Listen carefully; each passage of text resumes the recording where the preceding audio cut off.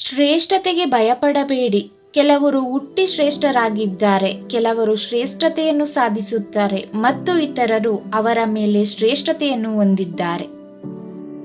ನಾವು ಏನೆಂದು ನಮಗೆ ತಿಳಿದಿದೆ, ಆದರೆ ನಾವು ಏನಾಗಬಹುದು ಎಂದು ತಿಳಿದಿಲ್ಲ.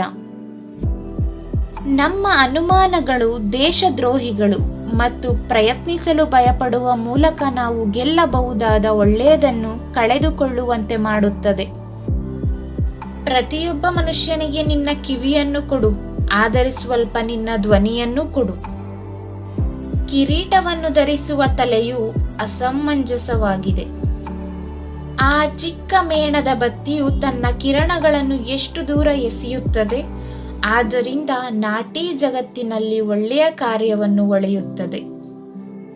ಏನು ಮಾಡಲಾಗಿದೆ ಎಂಬುದನ್ನು ರದ್ದುಗೊಳಿಸಲಾಗುವುದಿಲ್ಲ.